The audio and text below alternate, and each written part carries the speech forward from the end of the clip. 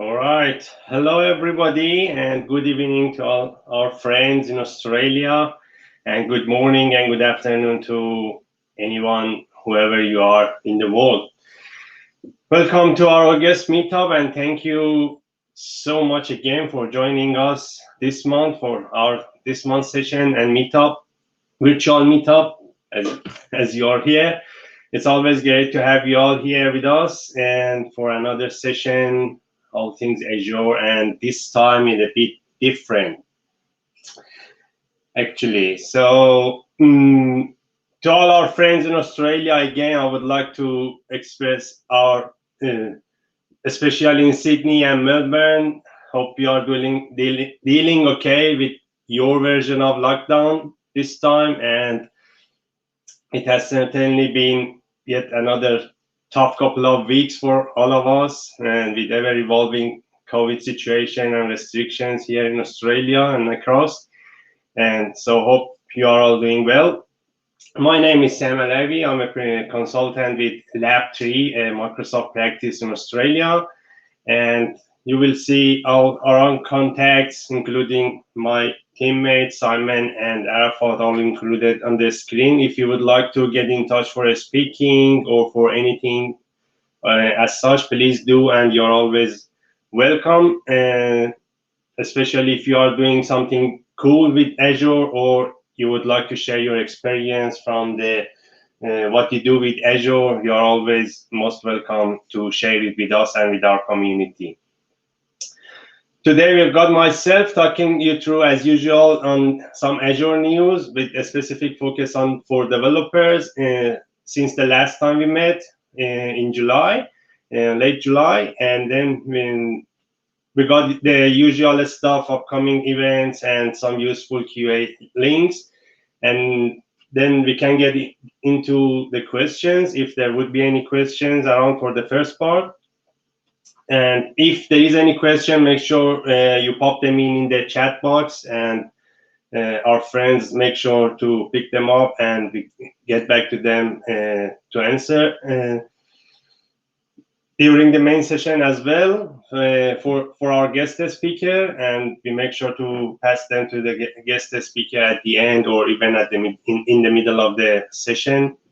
And then for the main session, we've got a super cool speaker and a co-founder of a startup, Aussie startup, David from Argus Cloud Security, who is joining us to talk us through their experience on building their startup completely on Microsoft Azure platform and its services. All right, in terms of upcoming events, so Microsoft Reactor Series, so as usual, so that's organized by a Reactor team and Reactor folks here in Sydney. So every week they organize a couple of sessions focusing on different topics, technical topics and non-technical topics. And please subscribe to their page. You get notified for their sessions, and you might find some session useful in terms of upskilling or even in your career changes. Microsoft Australia Cloud Skill Challenge is happening next week, starting next week, and will be going for 1 week. And basically, it's a one central place for all the learning, and basically that's a virtual online learning platform offered by Microsoft, which you can go for, find hands-on topics, self-paced training and different online webinars and different type of the learning and educations in that platform, and focus on a broad range of Microsoft technical skills and technologies. So go check there, and if you would like get involved starting from next week. Another boot camp is coming up, happening again starting next week from 30th of August. It's called Free Low Plus Pro Code Developer Bootcamp, again organized by Microsoft, and our folks like Simon are involved in that, and we get back to that one for more details after the announcement. We get a small number of announcements this month in terms of the public preview and general preview, but we picked a couple with the focus, as I mentioned, for developers, and we get back to them. The first one is the Azure Static Web App. So Azure Static Web App basically adds a public preview support for private endpoints. And as you probably know, private endpoints enables your Azure resources, it's mainly PaaS resources, and here a static web app to gain a private IP address from your virtual network and make all the connectivity fully private within that virtual network with that specific service, which eliminates the exposure and data exposure to the public internet. So that feature is in public preview if you would like to try it with Azure Static Web App. Application Insight, auto instrumentation for .NET apps on Linux. So App Insight, as again, probably you know, is a native APM solution built into the Azure that offers observability feature of the Azure Monitor. Now in the public preview, they add a new auto instrumentation for, and basically a set of capability comes with that for .NET applications that you host on Linux app services, which doesn't need or doesn't require any redeployment or any code changes. And basically that covers a broad range of .NET apps, even if it's a self-contained and framework-dependent deployment, or even supporting the new .NET, for example, in .NET 6 in preview, or .NET 5 or .NET Core 3.1, all are supported and for hosting on the app services in Linux mode. Containerize apps and migrate to AKS and app service with Azure Migrate is another cool capability and feature added in the Azure Migrate service in preview, which basically helps you to modernize any existing ASP.NET or Java application if you are hosting in the IIS or using Tomcat server within your servers, and using containerized approach when where minimal changes or even no changes are required. And how does it work? Basically, it detects the existing application on the server when you run that tool in combination with the Azure Migrate, package it into the proper container, upload it into a ACR, for example, if you want to deploy it to the AKS, or give you an option if you want to directly deploy it and host it on the app service. Even the tool has some cool features, for example, to detect from the web config if there is any connection strings, for example, to give the flexibility to you to parameterize it and in terms of the container and how to inject the value into the container, or even help you to basically leverage external file system as a persistent volume, or by default enabling app insights for the application itself, which is really cool feature, and that's a big step in terms of modernizing existing or legacy applications into the containerized world. Immutable storage with versioning of blob storage. Immutable storage provides a capability, basically that's a capability in Azure Storage Account to store data in a write once mode and read many, which technically we refer to as a warm state. And basically that means once data is written, the data become non-erasable and non-modifiable within that blob, and you can set a retention period to that files that cannot be deleted until you reach that period of time. This preview feature add the versioning feature on top of that immutable storage capability, which means adding the capability to set a immutable policy to the container or on the object level. And basically what that means, it allows for the immutable protection for all the past and current version of the blob. So you get that control. It's completely free of charge, so you won't get any extra charge on top of the normal charge and operations for the Azure storage account. But for now and in preview, it's only available in France and Canada region, so it's not available specifically in Australia or any other region, for example, in US. Azure App Service Migration Assistant PowerShell based experience is also available in preview, and basically so far, if you ever work with Azure Migrate service, basically you get a UX based experience which you need to work with the UI to in terms of detecting and identifying the application and basically prepare that application for the migration, which means you need to deal with every single application one by one.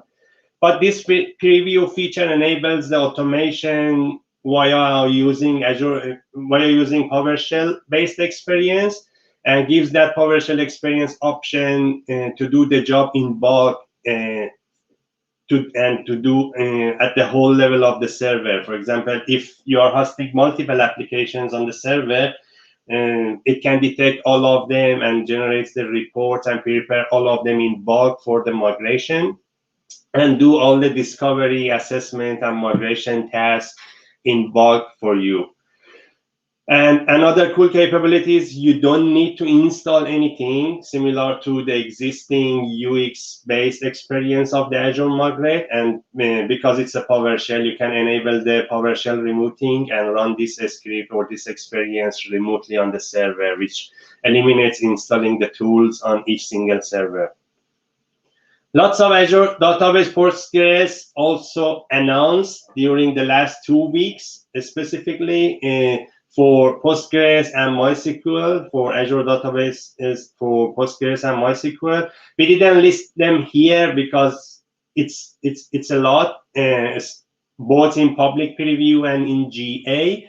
But if you are working with these services, strongly encouraged to go and check the update feed from Microsoft Azure. There are a number of cool things. For example, Postgres version 12 and 13 support is added in GA, or Citus version 10, which is a hyperscale of the Postgres, is also added to the service as in terms of the support. Same region replica, for example, is added. It's available in GA. Server group restart for Citus is available again in GA. Citus basic tier, which is interesting, is available because by default and by design you can deploy Citus on multiple nodes and one node must be master. But with this basic tier specifically designed in Azure platform, you can deploy the hyperscale or Citus version of the Postgres with one single node, which is great for development or developer experience. And a couple of other cool updates also available. For example, manage PG Bouncer, which is a popular connection pooling for Postgres. Private DNS also, private DNS integration is in preview, specifically if you are using with the private link. Flexible server is also available, and there are a lot more. There are a lot more updates in this space on these services. So if you are using these services, I strongly recommend to go and check them. In terms of the GA services, so Azure Blob Storage last access time tracking is in GA now.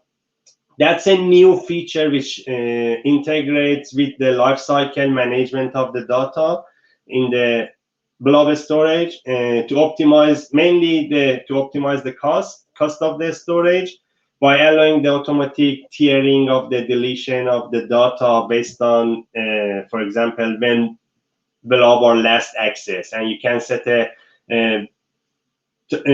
time period for auto deletion of the data, or if you are doing some automation in terms of removing unwanted data based on the last access. And that's a great feature to detect, for example, no longer used data within your Azure Blob Storage, and remove them, clean them up, and that gains a huge cost saving in terms of the Azure Blob Storage. Another one with the Azure Blob Storage is the archive storage events support for easy rehydration of the archive blobs. Archive storage, as you know, is a service to provide low-cost option or solution for retaining the cold data or archive data. And it comes that the archive storage comes with a feature called rehydration in Azure, which means when you want to use that data, you need to move that data from that cold, from that archive mode into the cold tier or hot tier to be able to use that data. That process called rehydration. And so far, the only way to get the state of the rehydration, for example, to be able to use that data must be available for you to be used. So far, before this GA feature, you had to pull the state of the rehydration, which had the cost and other complexity and other operations required. But with this feature, they provide you two events, which you can integrate with the event grid and basically handle the rehydration process based on those events get fired by the platform itself. Azure Blob Inventory, Azure Blob Storage, and Blob Inventory is in GA now. Blob Inventory provides an easy way to get a full listing of all the assets in your blobs. For example, blobs and all the containers in a daily basis or weekly basis. So you can get that inventory report for the blob storage out of the box without requiring to write any code or any type of the scripts or anything. And that feature is now available out of the box for blob storage, which give you the capability to gain insight into the containers and all the blobs, and that are stored within that storage account. So that's another good feature from the Azure Blob Storage or Azure Storage account. Couple of updates for the AKS if you are using the AKS now. So support for Kubernetes 1.21 is added and it's now GA and available across all the Azure regions for you to use and for upgrading any existing cluster from supported version. This version of the Kubernetes 1.21 in total adds 50 enhancement and new capabilities in terms of more maturity to the Kubernetes platform itself, such as like a new memory management or more flexible scheduler. I strongly recommend to go and check the release note if you are using or if you are managing a workload on the Kubernetes, because there are cool capabilities in this feature which you may find it useful, and now you can start using them within the AKS clusters, which is GA and available across all Azure regions. Public DNS for private cluster is another interesting feature added to the AKS, and basically, this feature simplifies the name resolution of your private AKS cluster API server. And by that means, it creates a public DNS record associated to your private IP of the cluster for API server. And basically, when you deploy private cluster, AKS creates another additional A records for the as a FQDN in the public DNS available for accessibility, but the API server IP still remains private, and basically Azure platform handles that name resolution in between that A record and the public FQDN and translate it to the private IP of your cluster API server, which is interesting feature. CSI driver support also added for the storage and persistent storage to the AKS. If you are working with the Kubernetes and you know about the CSI is a standard method for exposing any external or block file storage to the containerized workload within the Kubernetes, inside the Kubernetes. By this update, AKS allows you to natively use Azure services such as Azure Disk or Azure Azure File as a storage option, or as a persistent volume for your workload within the AKS. Now this feature is in GA. Azure App Service mounting Azure storage as a local share is now supported for Linux workloads and Linux type of the app services. And this capability basically enables mounting Azure storage or Azure storage account as a local network share to your Linux containers, which you deployed in app service Linux mode. And basically gives you a bunch of benefit in terms of configuring persistent storage for your web apps. For example, if you want to share a static content, or if you want to share content between multiple app services, or treat any external storage for your containerized workload, which is hosted in the app service Linux mode. So now you can use this feature. Python functions now get the support for sending custom telemetry in application inside. By default, Azure Functions writes output as a traces into the application insights across all the language and supported language within the Azure Functions.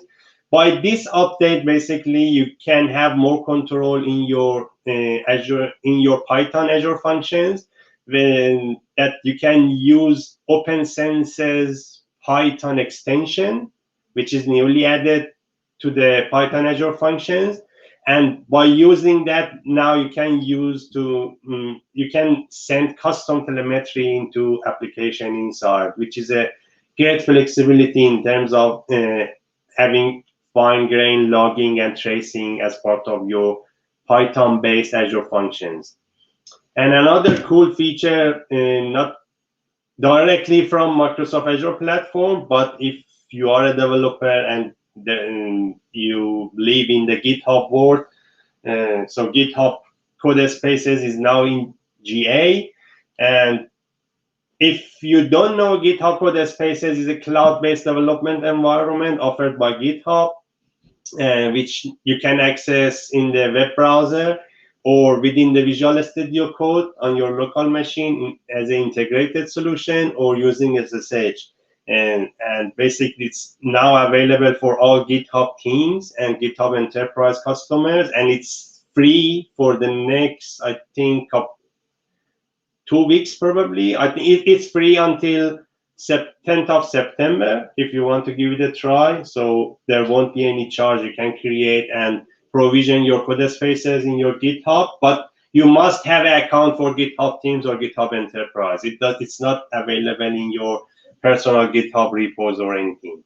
And there are a couple of cool features also enabled as part of this. For example, if in any repos within the GitHub in the browser, regardless of the platform you have, if it's a Mac or if it's a Windows, for example, if you press dot, it opens automatically the default Codespaces you have specified for your GitHub account, which is pretty cool.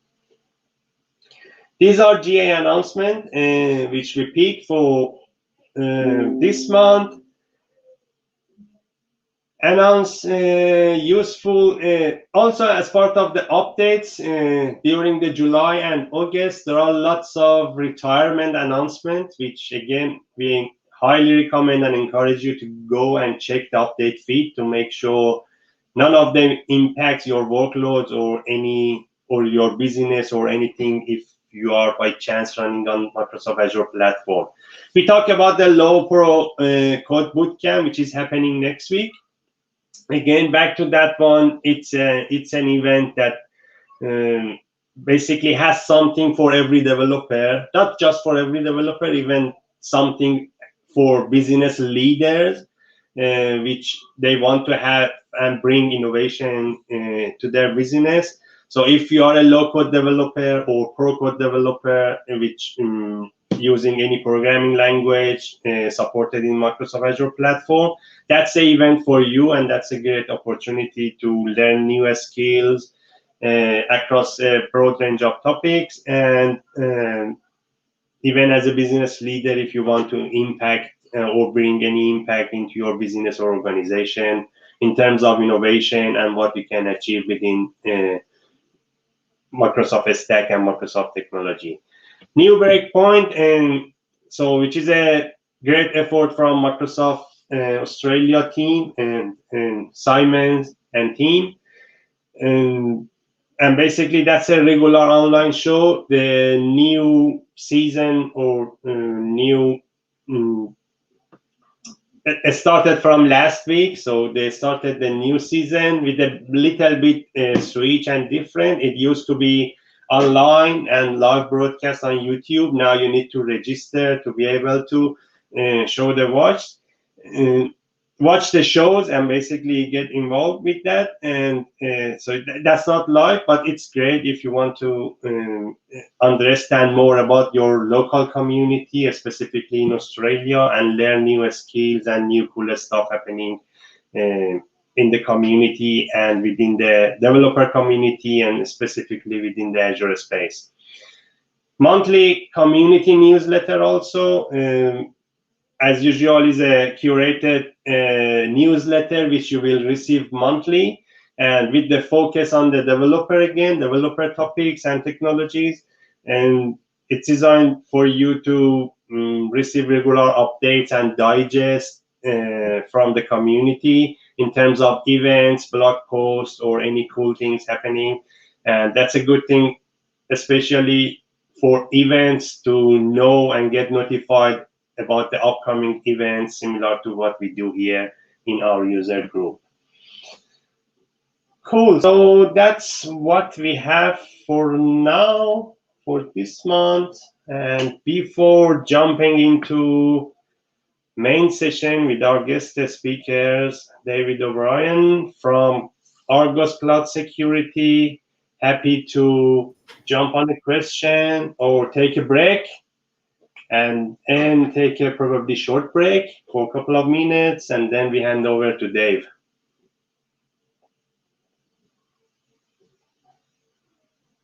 Yeah, feel free to shoot any questions if there is any for us.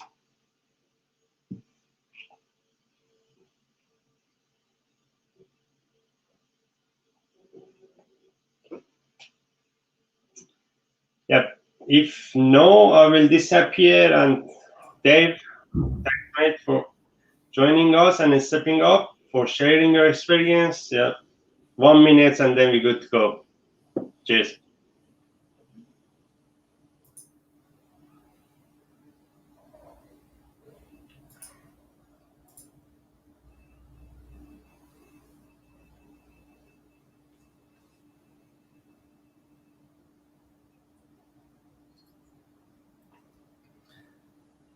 All right, I'm just going to give everybody another,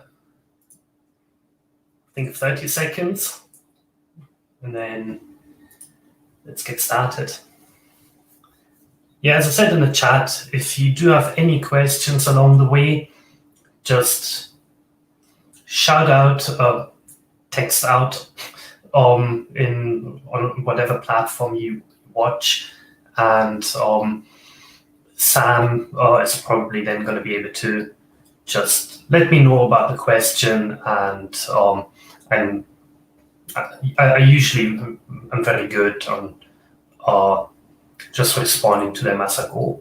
So don't feel you have to wait until the very end. Or if you have a question, just shout out.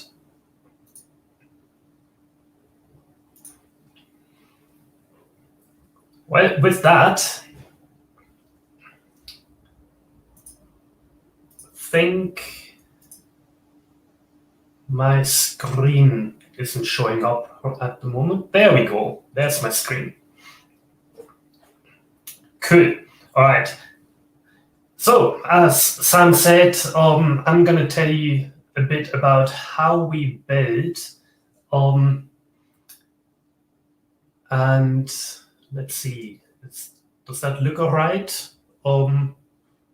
Let's Is that maybe Sam or Arafat from the display? Looks all right. It's not quite clear. I don't know why we get a window layout for that one. Technically, it should come into full screen mode.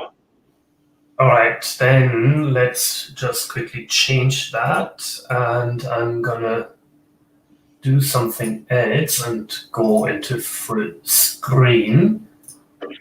And let's see. Share screen, window.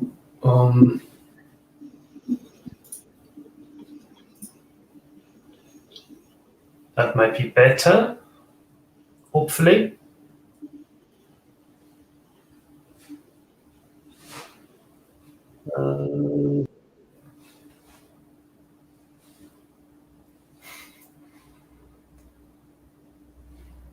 Yeah, I think the problem is that I'm on a 49-inch screen and my resolution doesn't really work that well for the app. So probably the best would be share that PowerPoint in your laptop screen and share the laptop screen.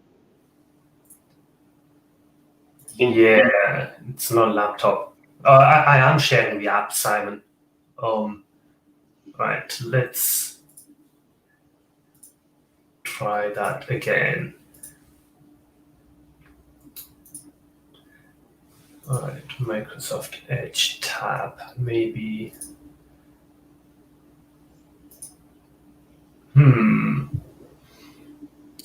So I'm sharing the app in this case.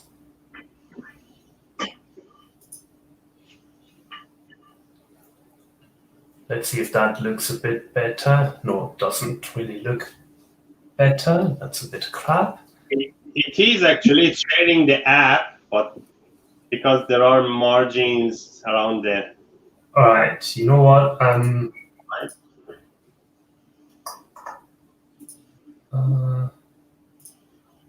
really sorry about that.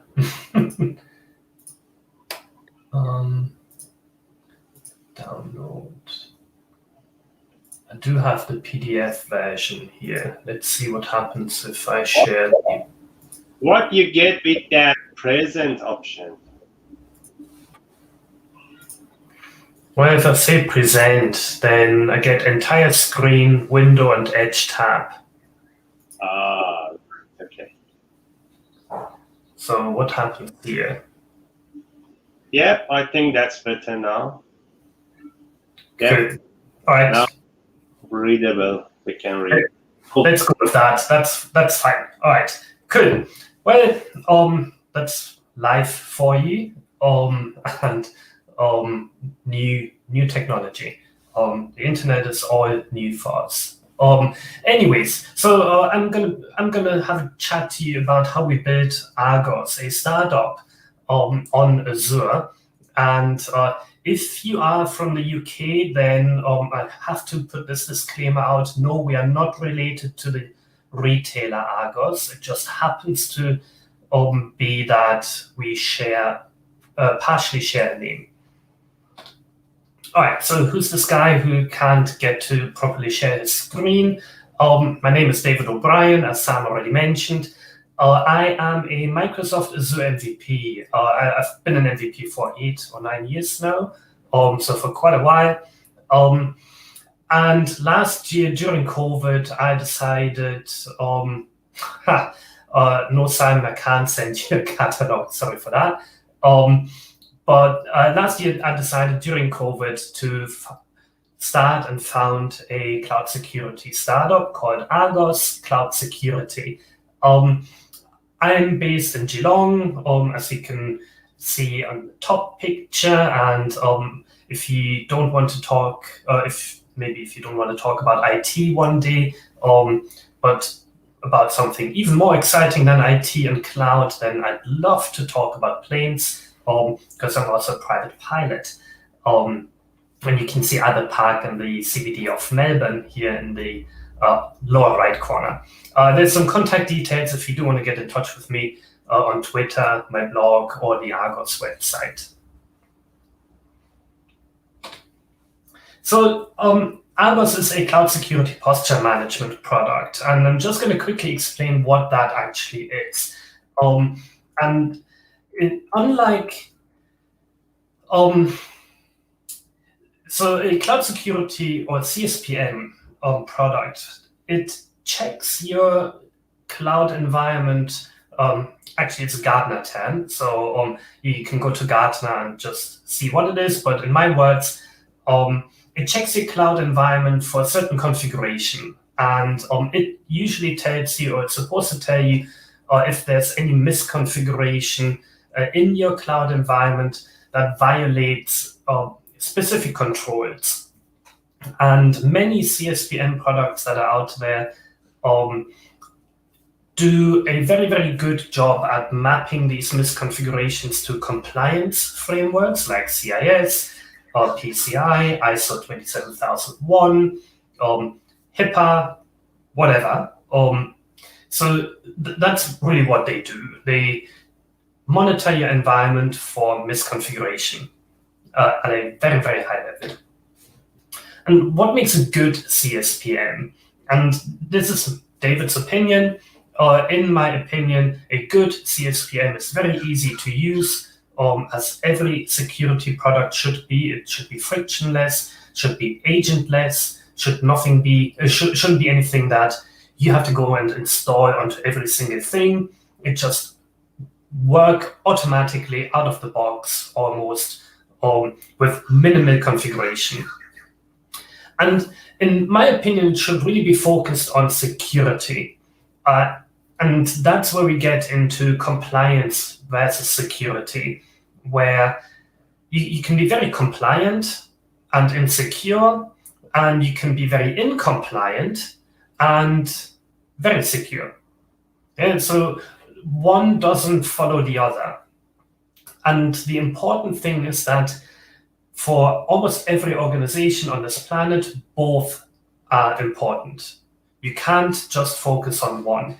And the reason why we started Argos is because we see many, many CSPMs, cloud native CSPMs, and third-party CSPMs that focus very much on the compliance piece and not so much on the security piece. And without going too deep into that, happy to have a chat to you about what I mean by that. But for now, let's leave it at that. It should also detect issues in real time. It should create minimal noise because we have already so much noise in our lives, especially at work, with hundreds of emails and Slack notifications and Teams notifications and Twilio and all of that. A security tool should really minimize the noise that it sends to you. And it should be helpful. It should really help you look at something. If it tells you here's an issue, you should be able to, by looking at the issue, understand what you need to do and really understand, so what? Yeah, why are you telling me about this? All of that really led me to the fact that as an industry, and I've been working in cloud for almost 13 years now, pretty much since the beginning of cloud, that we are still getting cloud security basics wrong. And this is not David's opinion, really, unfortunately, because then that could be wrong. But this is just every single data breach that you read about. It's always the basics. And it's not just in cloud. We've seen just now the T-Mobile breach in the US with apparently over 100 million user data records that have been stolen. Somebody just put a physical device or physical server onto the internet, and somebody managed to telnet, so SSH, into that server, and yeah, basic misconfiguration. That thing should not have been on the internet, but it was. And we still get it wrong. With all these tools that we have in the past and had in the past and still have, we get it wrong. And that's why I believe that pretty much all of these products focus on compliance and not so much security. Who needs a CSPM? And after that, I'm pretty much done with what's a CSPM, and we get into how did we actually build one. I believe everybody who uses anything in the cloud needs a CSPM. And that includes SaaS. Yeah, that includes Microsoft 365, that includes Salesforce, that includes SAP, all these other SaaS platforms that people can use. CSPM is for cloud security posture management. There's a SSPM now, which is SaaS security posture management. Everybody who has anything in the cloud needs to monitor for security issues. You need to get the one that really fits your requirements. I believe you need both a tool that focuses on compliance and a tool that focuses on security. But you really need to pick the one that you really need to follow. Plus, and that is usually a very disappointing thing for many customers, there is just no all-in-one solution. Everybody tries to find it, but it just doesn't exist. So trying to find that all-in-one, that one suite that you can buy that does everything, just doesn't exist. Will never exist if you are actually looking for the really good things. So that brings us to, okay, all of these problems, all of these opportunities for us to actually build something, and how did we actually build?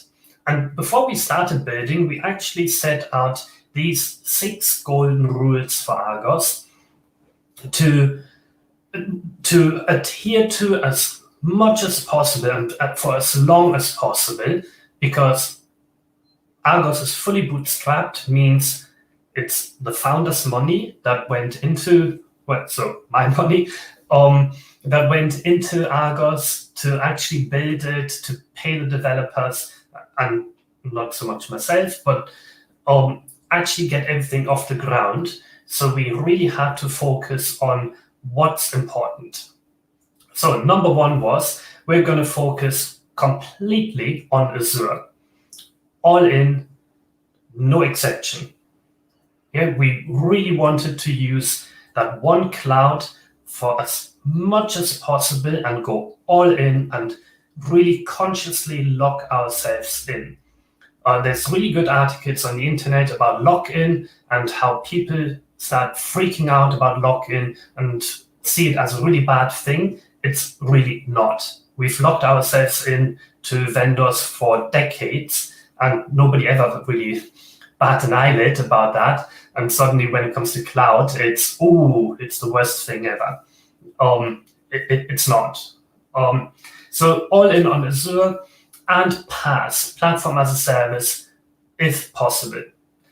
We really did not want to go and worry about patching Windows or patching Linux or a SQL database or something like that.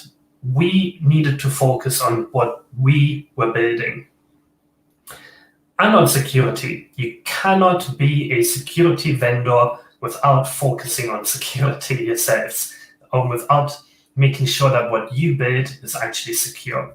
So really everything needed to be as secure as possible, but also it needed to be as cheap as possible, which meant we needed to find services and use services that actually provided us with free tiers, so that we could start building for free. On the other side, we also said we really wanted to use third-party solutions, if we had to use third-party products that offered startup tiers. There's many, many other products out there that actually understand that startups will at some point go really big and can actually pay quite a lot for a product, but initially not the case. So they offer a startup tier, where you get a lot of things for free initially, usually for a year, and you can actually start building your application, your product on that third-party solution. Which also meant buy over build. I cannot stress to any of my previous customers, to anybody in the industry pretty much, don't build if it doesn't actually make your core business any better. Yeah, if it's not part of your core business, buy. There's plenty of solutions out there, and we're going to see a few of them tonight. Plenty of third-party products that can do many things a lot better than any of us could ever build in our environment. And we're going to see a few examples of that. And everything needed to be automated. Yeah, if there's a configuration change that we had to make, needed to go via pipeline, it needed to go via infrastructure as code, it needed to be automated. And yeah, we did not want to be in a situation where somebody goes and does a manual change on the Azure portal or somewhere else, and we make a subsequent deployment via the pipeline, and that then overrides whatever has been done manually. Yeah, so everything needed to be automated. And this is what we ended up with. This is a very high-level architecture diagram. And I'm just going to quickly go through this, and then next slides are going to go into a bit more detail. So here in the middle, we have our Azure function. This is our application. It's our core capability, our core function, which also happens to be written in .NET Core and hosted on a Linux Azure function. This is the app tier. Our front end up here runs Angular.js on a storage account, on an Azure storage account hosted behind an Azure CDN on a static website. That front end is integrated with Auth0. So we use Auth0 for our identity management. Simon, I'm going to get to your question in a second. So we use Auth0 for identity management, which means that we don't have to store any passwords, we don't store any credentials, any user accounts. There's no password reset that we have to worry about. MFA happens out of the box for free. We don't charge for MFA because it's a really, really terrible thing to charge anybody for MFA. Nobody should ever do that. And everybody should use MFA. So we use Auth0 for that. We use SendGrid for everything that sends out an email. We use Stripe for payments, which also means we don't have to be PCI compliant. Yeah, we take your credit card information, but we don't store any of that. Or it just gets straight put into Stripe. Happens for serverless. For invoicing and customer management. Behind the Azure function, we have a Cosmos DB, and that actually runs in two regions. We have a Cosmos DB in Europe for EU data residency reasons, and here in Australia. And everything we store is encrypted with Key Vault, or every secrets and credentials and connection strings we store are encrypted with Key Vault. And we use application insights for logging and telemetry. So Simon asks, just a single function? No, but a single function app with around 85, or actually closer to 90 different functions in it. Our application is a monolithic microservice. And you can think about that what you will. It works for us. Yeah, it's a single binary. It has 80 something, close to 90 functions in it. all these functions can eventually be split out into multiple function apps, so that they can eventually scale independently. Right now, not required. Why Auth0 over AAD B2C? Because Auth0 implementation took us all of 30 minutes. And our developers read AAD B2C documentation for more than 30 minutes and still couldn't get it working. And Auth0 was done in 30 minutes. And they gave us a free tier for 12 months. And we're still not paying for it after 12 months because the free tier is still good enough. So that's why Auth0.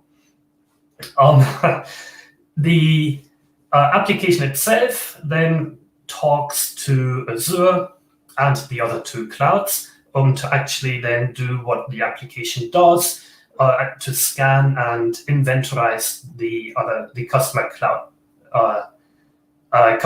environments. How are we hosting the functions? I'm going to get to that in a bit more detail in a few seconds, but we are hosting it on Linux. And the other question, Will, about Cosmos, I'm also going to get to in a few minutes. So a bit more detail on the front end and the actual tiers that we've deployed and that we've built. As I mentioned, our front end runs on storage account static website. Why? Because we really just need to build Angular, copy it to storage, and we're done. It sits behind a CDN, and that's all we have to do. There's no virtual machine, no IIS, no patching, nothing we need to worry about when it comes to high availability. And the whole front end costs us $24 a month. You can't get you can probably get the tiniest of virtual machines for $24 a month, but then you still have to worry about patching and management and disaster recovery of that and scaling. We don't have to do any of that. It just happens out of the box with storage account. The Mangaldeep, I get to that question later on. Good question though. You can see Pulumi here. So we use Pulumi for our infrastructure as code. Yeah, we don't use Bicep because we predated Bicep. We don't use Terraform because we actually believe we need infrastructure as code and not infrastructure as HCL or YAML or whatever, but real code. We test our infra code and it runs in, and we use JS, as you can see, or TypeScript actually, for Pulumi. And you can see how we configured it here. Very simple. We enforce HTTPS, for example. That goes back to that golden rule. Focus on security. We enforce HTTPS. We replicate our website. The storage accounts. It's very simple to actually deploy our front end. So we don't have to worry about anything else if it ever went down. Plus, storage accounts actually have a very, very, very good availability. Down to the application tier. How did we deploy that? So initially, and emphasis on initially, we deployed it on a Linux dynamic consumption plan. We didn't have to worry about scaling. It automatically scales up and down and in and out, and everything was good. Functions, because we, again, don't have to patch anything except for our code. Yeah, we focus on exactly what we need to do. Plus, it was actually free for quite a while. Yeah, we initially didn't go beyond what we had as free credits. So, and no cold start was not an issue because of the way our application works, and that goes back into the monolithic microservice. Our application runs all the time, but we still managed to initially stay under our free tier allowance. So there is no cold start for us because it pretty much runs all the time. Here you can see how we deploy the app service plan in the lower left here with Pulumi. Very simple to deploy. And you can already see that we knew that we weren't going to get too far with the consumption plan, which is why we already had the premium plan configuration commented out in our code, because we knew eventually we would have to get there. The function app itself on the right, you can see how we've configured it here. Again, HTTPS only. We use the managed identity for functions. We use managed identity to talk to Key Vault, to Cosmos, to other services that our application needs to talk to. And you can see some course and other configuration here. So at a very high level, and this is actually not the full answer anymore or the full picture anymore, but at a high level, it really is kind of that. Our core application, which scans customer environments, and Mangaldeep, you asked what sort of permissions are required to run our scans. All we need to run the scan is a reader access service principal on a subscription. Yeah, that's all our customers need to give us, so we can actually run the scan. If customers want to remediate out from within Argos, then we would need higher permissions, but just for the scans, it's read access. And it's timer triggered because our application runs every minute. We scan every minute on every customer environment, which happens. And we've actually just recently changed away from that. It used to happen, we had the mother function that just triggers and then puts a message onto a storage queue for each scan that needs to run. And then we have many queue triggered functions here that automatically scale out based on the number of messages on the queue. For several reasons, we just recently moved away from that. I need to update this. Actually, I've updated this already here. You can see we're using durable functions now. And that's why we also have this storage account here where it stores its function state. Essentially, it's still kind of this. We have this master function, which puts messages, but it's all managed onto this queue, or into a blob actually, and other functions get triggered, other workflows get triggered, and the scaling still happens automatically. So as I mentioned, scaling, no worries. We knew we could easily deploy into a dedicated app service plan if we had to. And at least initially, because we were using storage queues quite heavily everywhere, which come with a 9 nines durability SLA. Durability, that's the emphasis, not availability SLA. We really had no issues, or we didn't worry about missing any messages. However, then this happened. And this is just a metric snapshot from earlier this year, where that this red line shows you roughly 1.5 gigabyte in memory consumption. And yes, as I mentioned, we have many, many functions in this one binary. And at some point, we onboarded more customers, many other things happened, and our function app just went over this 1.5 gigabyte line.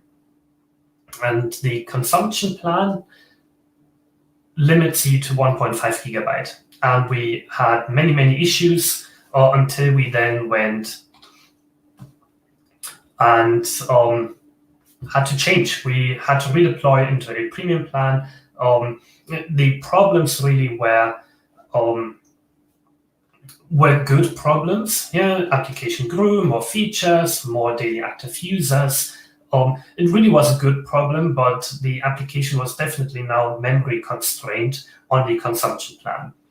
So we already knew that was going to happen eventually, and we just changed our Pulumi code here and put the Elastic Premium EP1 SKU in here, reran the pipeline, and our application now runs on the premium plan. It's actually not that expensive. And especially because we're growing with demand, we don't really notice it. It's now costing us, I think, the function, the actual application, the app service costs us $200 or something like that a month. So our backend, and that's Cosmos DB, as I mentioned. Initially, we used the free tier. You can use one free tier, I think, per tenant. Might be per subscription, but I think it's per tenant. And we currently pay around $600 for Cosmos DB, which really isn't optimized at this point. Yeah, we're not necessarily focusing on optimization. It works. We don't spend too much money on Cosmos DB overall, so we're not super worried about that. Why Cosmos DB? It's super easy to integrate with functions. Output bindings for functions, super simple to deploy and integrate into your application. No patching.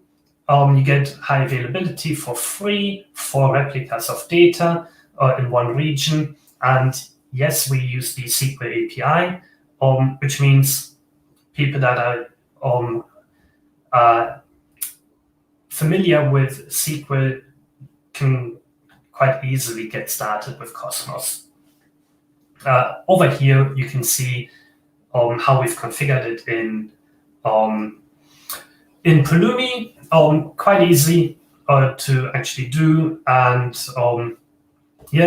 self-managed backups. So it's quite easy for us to maintain and manage Cosmos DB. We could have gone with SQL, but for certain reasons, especially around read latency, we really read a lot, and there's very different types of data in our database. We ended up with Cosmos DB.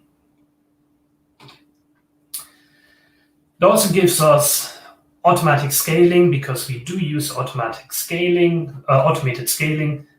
This screenshot down here is not up to date anymore.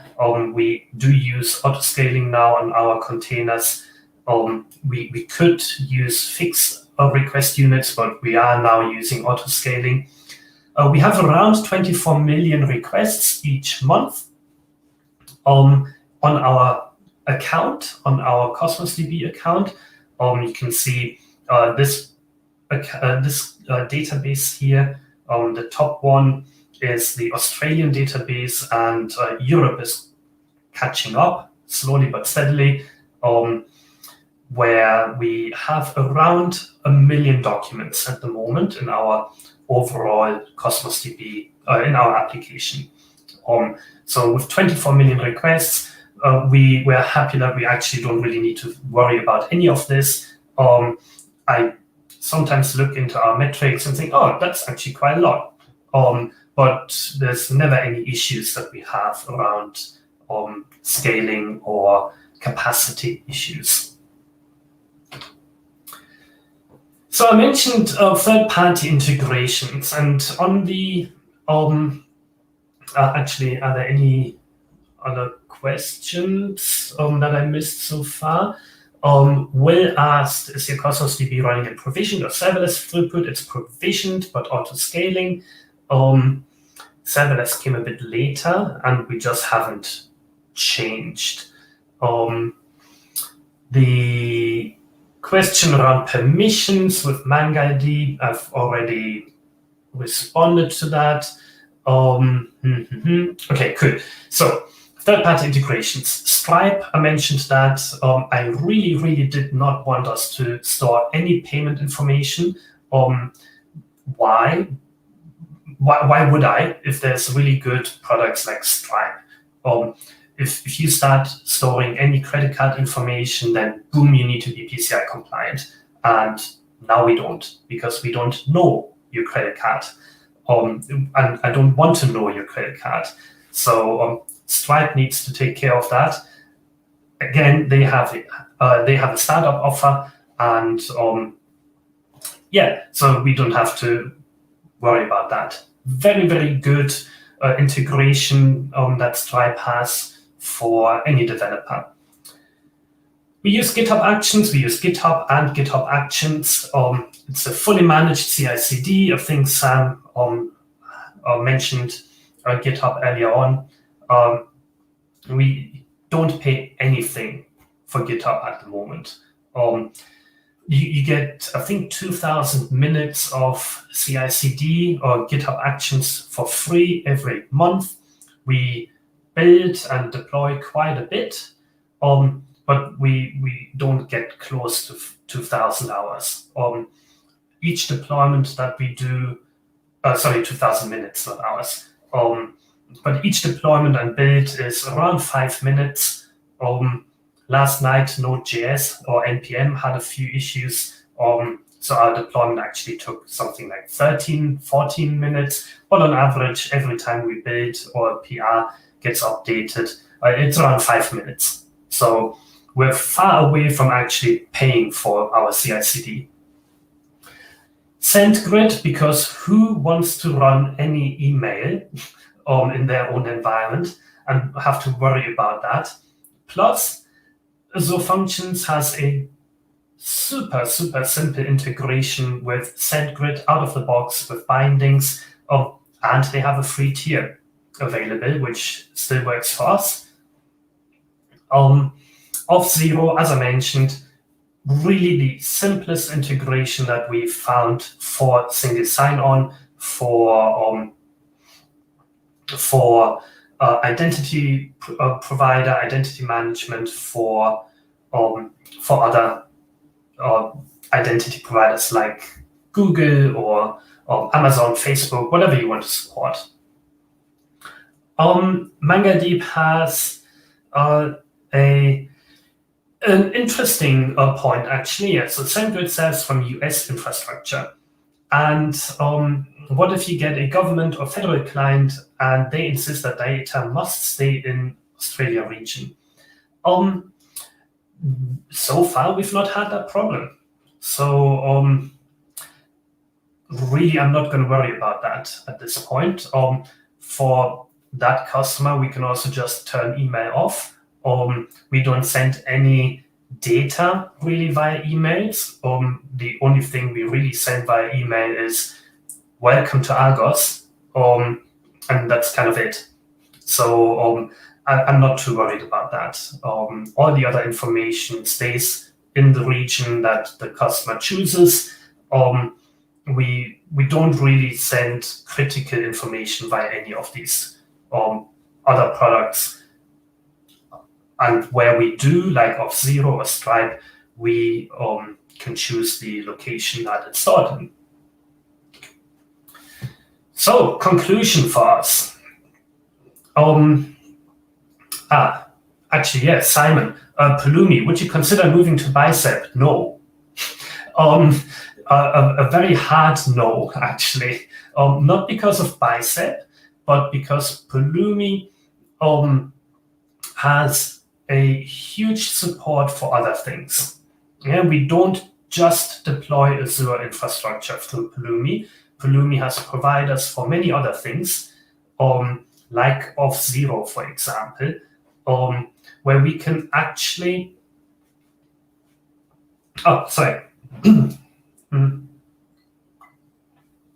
where we can actually use Pulumi to configure things outside of Azure as well. So no, we're not going to move to Bicep. We're not going to move to Terraform. Pulumi is really tool, the infrastructure as code framework that we are going to use going forward for is exactly that reason. Not because we don't like Bicep.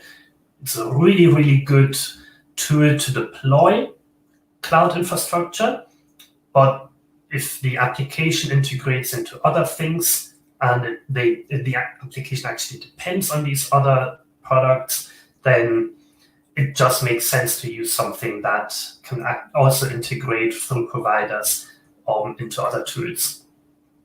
And if there's no provider, then you can always write your own in Pulumi because it's just code.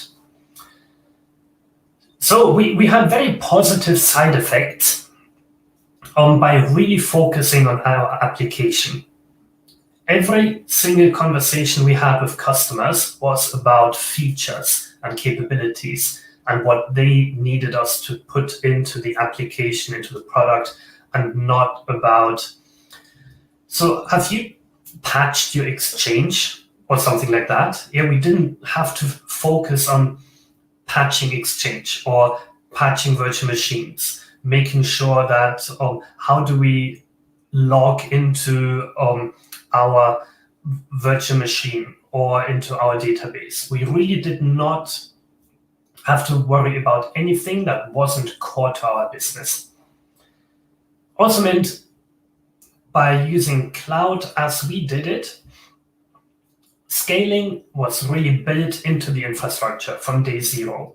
We knew and we know where we're going with Argos, and we just don't have to really worry about scaling. If there's any scaling issues where we initially just go and say, okay, we're just going to stay small initially, then if we change our minds, that's a simple change to our Pulumi code.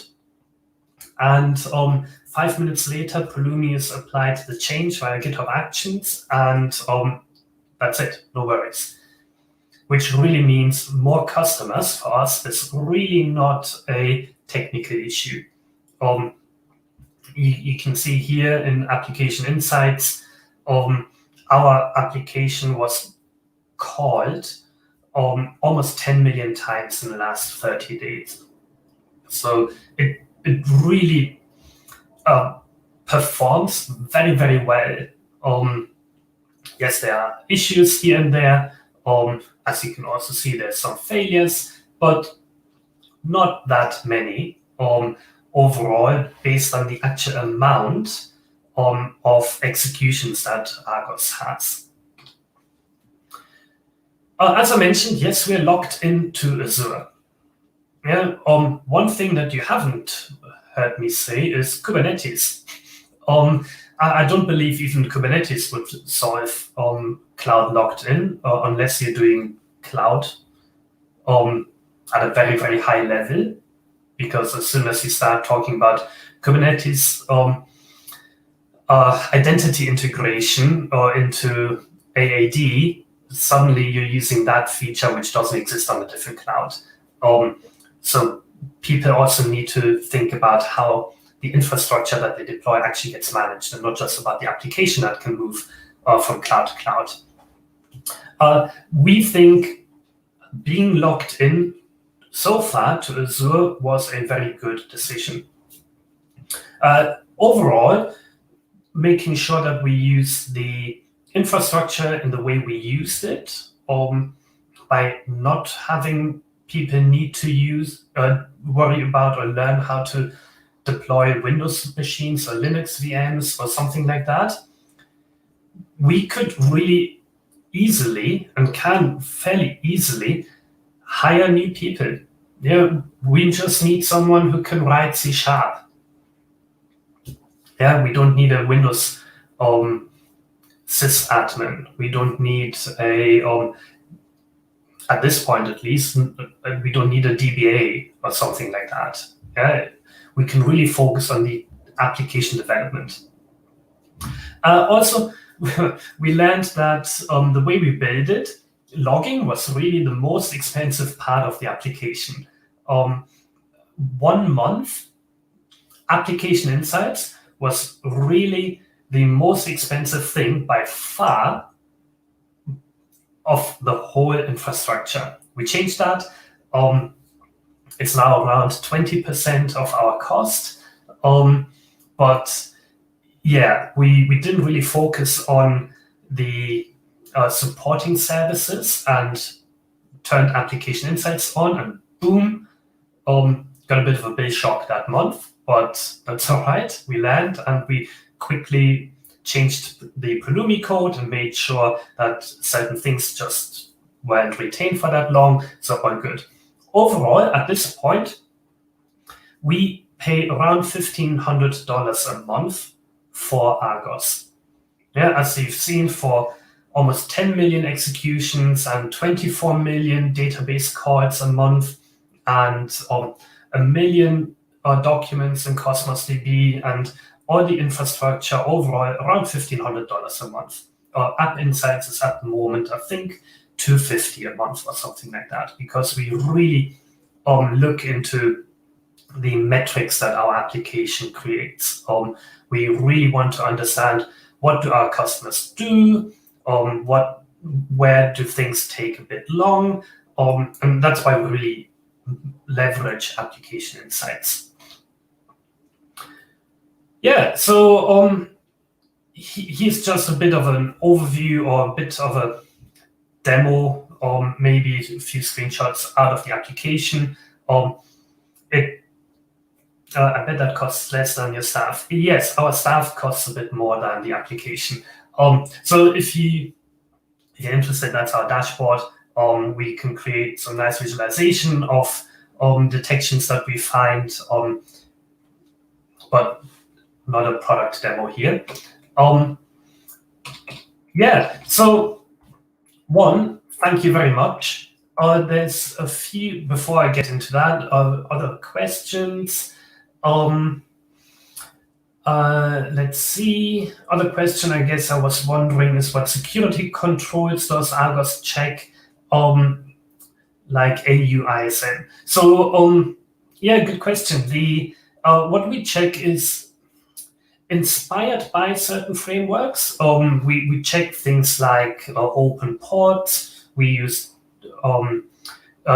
check for things like public storage accounts, public databases. Really what Argos does, without going into a product pitch now, is we detect and help fix misconfigurations that expose resources to the internet. Just having RDP open on a network security group doesn't expose something to the internet. And I think I've seen a question somewhere, how could you implement CSPM in Azure using Security Center, Blueprint, or Sentinel? You can't. Those, in my opinion, those products are very focused on compliance. They would tell you there's RDP open on a network security group, and that's a compliance issue because it shouldn't usually. But then it's on you to figure out, is that network security group actually attached to a virtual machine? Is it actually attached to a virtual machine that has a public IP? And is that virtual machine allowing the port? So that information, that's what Argos has. Argos checks the overall context of everything and then tells you if there's a security issue. So we don't necessarily map to compliance frameworks. We take the security-related aspects of these frameworks and then tell you if there's any issues. There was another one, given you're all in on Azure, what reservations did you have with ARM templates?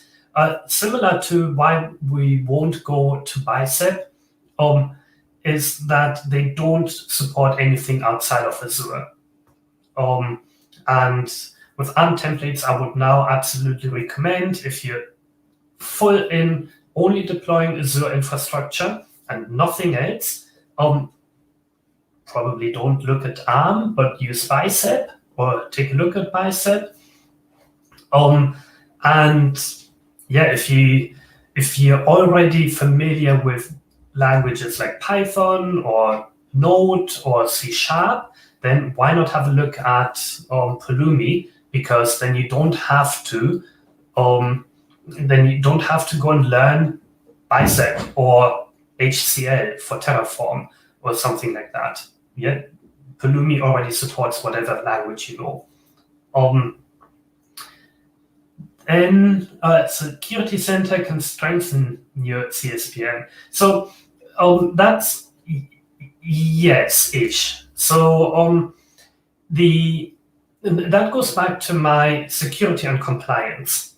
Security Center has really good mapping to compliance frameworks, but many CSPMs will tell you about all the issues you have, and then you have to go and find the actual security issues in those misconfigurations, like I just explained with the open port. Yeah, just having a network security group lying around, not connected to anything, that allows RDP from the internet is not a security issue.